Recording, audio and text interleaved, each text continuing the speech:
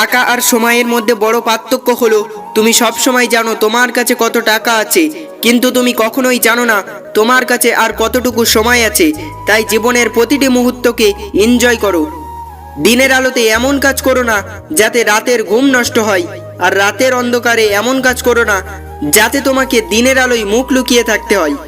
বাস্তব বড়ই কঠিন, তবুও মানুষকে মেনে নিতে হয়। জীবন এত জটিল, তবুও মানুষকে বেঁচে থাকতে হয়।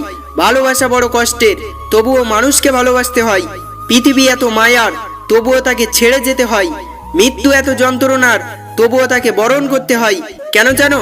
আসলে মানুষ পরিস্থিতির দাস। নিজের সমস্যার কথা 20% লোককে বলতে পারেন, বাকি 80% না বলাই ভালো।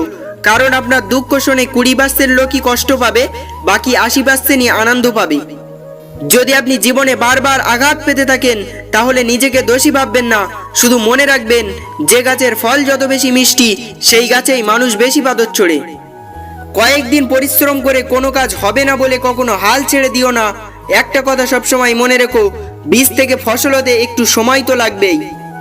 কিছু কিছু মানুষ নিজেকে নিয়ে অহংকার করে, নিজেকে বড় ভাবে, কিন্তু তারা হয়তো জানে না ফুলের সৌরভ আর মানুষের গৌরব চিরদিন থাকে না। কাউকে অবহেলা করলে তার কতটা কষ্ট হয় তা তুমি সেই দিন বুঝবে যেদিন তোমাকে কেউ অবহেলা করবে। শক্তিশালী সেই ব্যক্তি নয় যে খুব কুস্তি লড়তে পারে, বরং শক্তিশালী হচ্ছে সেই ব্যক্তি যিনি ক্রোধের সময় নিজেকে সংযত রাখতে পারে। সাহস হারিয়ে ফেলো না, কারণ পাহাড় থেকে বেরিয়ে আসা নদী রাস্তায় কাউকে জিজ্ঞাসা করে না যে সমুদ্র আর কত দূরে। অন্ধ সে নয় যে দেখতে পায় না চোখে, অন্ধ তো সেই যে নিজের দোষকে লুকায়। নিজের জীবনের লড়াইটা নিজেকে লড়তে হবে, কারণ জ্ঞান অনেকেই দেবে কিন্তু কেউ সঙ্গ দেবে না। মনে রেখো, কাউকে মনের ক্ষতস্থানটা দেখাতে নেই, কারণ মানুষের কাছে মলম না থাকলেও ছেটানোর জন্য লবণ অবশ্যই থাকবে। সময় যদি সব ভুলিয়ে দিত, স্মৃতি কি তবে তৈরি হতো? সময় সেইটুকুই ভোলায় যেটুকু মানুষ বলতে চায়, বাকিটা স্মৃতি হয়ে সারা জীবন মনেই থেকে যায়।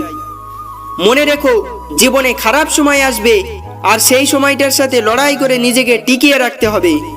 দিনের আলোতে যারা বেশি হাসে, বাস্তব এটাই, রাতের আধারে তারাই সবচেয়ে বেশি কাঁদে। তুমি অপরের যত ক্ষতি চাইবে, তার চেয়ে বেশি তুমি নিজেই ক্ষতির সম্মুখীন হইবে।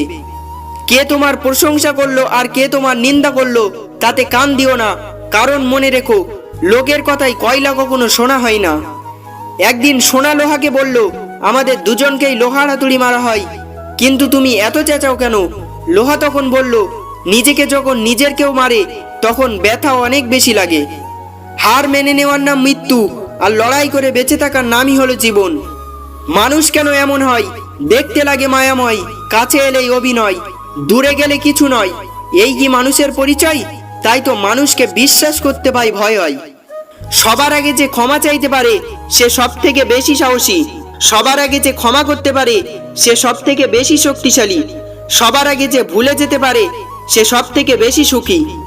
কেউ যদি আমাকে ঠকিয়ে যায় তাতে আমি মোটেই বিচলিত নয়, বরং তাকে আমি সাধুবাদ জানাই, কেননা তার কারণেই আরেকটা শিক্ষায় আমি আজ শিক্ষিত। নীরবে ভিজে যাই চোখের পাতা, কষ্টের আঘাতে বেড়ে যায় বুকের ব্যথা। জানি না এইভাবে কাটাতে হবে কতদিন, আমার এই জীবনে কি আর আসবে না সুখের দিন। ওরা তোমাকে নিয়ে ঠাট্টা করুক, তোমাকে নিয়ে হাসুক, তোমাকে আঘাত করুক, অবজ্ঞা করুক, তাতে কিছু হবে না, কিন্তু তারা যেন তোমাকে থামাতে না পারে। জীবন চলার পথে বাধা আসতেই পারে, তাই বলে থেমে যাবার অবকাশ নেই। যেখানে বাধা আসবে সেখান থেকেই আবার শুরু করতে হবে। অন্যের দুর্বলতা নিয়ে উপহাস করবেন না। মনে রাখবেন, যে কোনো সময় আপনিও উপহাসের পাত্রে পরিণত হতে পারেন। অন্যের কথাই নয়, নিজের মনের কথা শোনো, কারণ তোমার খারাপ সময়ে তোমাকেই উঠে দাঁড়াতে হবে। তুমি তোমার জীবনে ততটাই পরিপূর্ণ হবে যতটা তোমার ইচ্ছে শক্তি থাকবে। মনে রেখো, তুমি যত ফেক হবে তোমার সার্কেল তত বড় হবে। তুমি যত বাস্তববাদী ও সৎ হবে তোমার সার্কেল তত ছোট হবে। শুধু সাপ নয়, কিছু মানুষেরাই খুবই বিষাক্ত হয়। সাপকে তবুও দূর থেকে চেনা যায়, কিন্তু বিষাক্ত মানুষকে চেনা খুবই কঠিন। মানুষের সৌন্দর্য তার মস্তিষ্কে বসবাস করে। যার মস্তিষ্কের ভাবনা যতটা উন্নত সে মানুষ হিসেবে ততটাই সুন্দর। যদি ভিডিওটি আপনার একটুও ভালো লেগে থাকে তাহলে একটি লাইক দিয়ে উৎসাহ দিন। আর এমন বাস্তবধর্মী ভিডিও পেতে আমাদের চ্যানেলটিকে সাবস্ক্রাইব করতে ভুলবেন না। আপনার একটি সাবস্ক্রাইব আমাদের অনেকটা পথ এগিয়ে নিয়ে যেতে পারে। ধন্যবাদ।